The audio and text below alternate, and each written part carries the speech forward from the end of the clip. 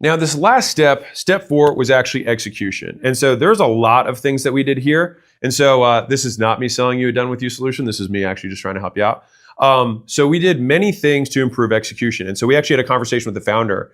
And they said, I watched some of these discovery recordings and they look pretty bad. And we said, yeah, well, when was the last time you role played discovery with your team?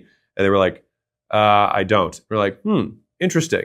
And so what we did, and this is going to be mind blowing to you, is number one is we role played.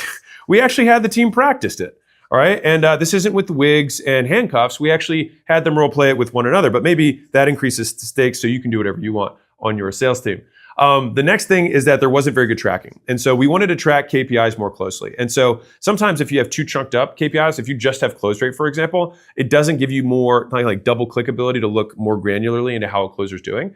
And so we want to see, okay, what percentage of people are you getting to show? What percentage of people, when you're on the phone, are you actually making the offer to? What percentage of people are missing because of what specific obstacle or not? And so this gives us a lot more insight into how each individual closer is doing.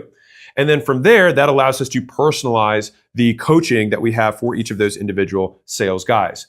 Now, if you're still looking at this and you're like, man, what else was there? Well, sometimes it's a who thing, which is, do I believe that you can train anyone to sell? Yes. Do I think it's worth it to train everyone to sell? No.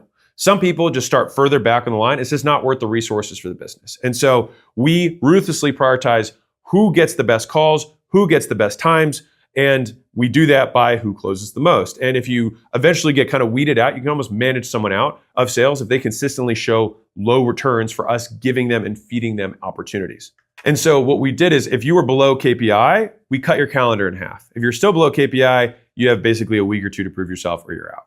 And so the next thing that we did is that we routed the best leads to the best closers. So best to best. And this is one of my favorite ways to increase sales overall. Like if your best closers get the best leads, you'll sell more stuff. If your worst closers get the worst leads, you'll lose the least. And so this is an optimization for any sales process across any business. And then finally, and this is a big one, we incentivize the paid in full because I think this particular business, if I'm not mistaken, the closers got paid the same if they closed or didn't. But I prefer to close off cash collected. All right, which means that the closers have the same incentive as you. And so let's say you have a $10,000 thing that you sell. Well, if you have a payment plan, let's say that's 5 payments of $2K, then the closer is going to get, call it $200 for that because they get just 10% of the $2,000 that they close. And if they get the paid in full, then they get $1,000 for that sale. So they get paid 5 times more. And so this incentivizes closers to actually close instead of these kind of like limp-wristed closes. They're rock hard, erect closes, no flaccid closes in this house.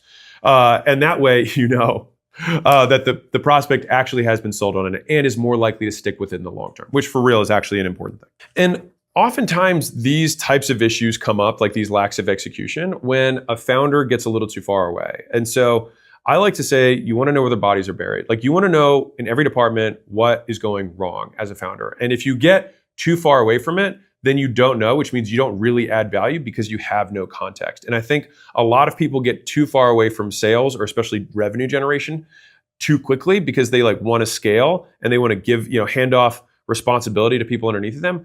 But when you hand stuff off, stats go down, you have abdicated, not delegated. When you delegate, stats stay the same or go up because theoretically, if you give someone who has equal skill more time to do it because they have more time than you, then stats should improve. And so when you give it to somebody who has less skill than you and you didn't prepare them and you didn't give them a checklist, then it's more likely that stuff's going to go down. And that's where you have to stay there and they stay side by side with you until they get it all right. And so with all of this stuff, and you're like, holy cow, that actually, when you think about it, bad framing for, we had to make it congruent. We chunked up discovery to make sure they avoided traps and stayed high level. We simplified it to a 3-pillar pitch with a little bit of a pre-pitch. And we did all of these things on execution to make sure that the team actually was reading the script and actually saying the words the right way. The result of all of this work was we got to a 35% close rate. So that was more than a double, whatever that is, 2.4, I think. 2.4x increase in close rate. Monster. All right, so we're going to talk about the results of this. And at the end, I'm going to give you the takeaways that I had for this business that you can use. So the result of all that work is we took our CAC from $5,763 to $2,868. So more than or about cut in half what it costs us to get a customer. On top of that, we went from a 1.62, which is very bad ROAS, to a 3.96 ROAS. Much better. And we took our revenue from 569,000 to 860K per month. So we passed our $10 million run rate, and we have sustained that since these improvements have occurred. And then profit, we got to a 30.7% profit margin off of that. And so now this business is making $250,000, $300,000 a month in profit, whereas before it was kind of plateaued and just kind of teetering at that edge.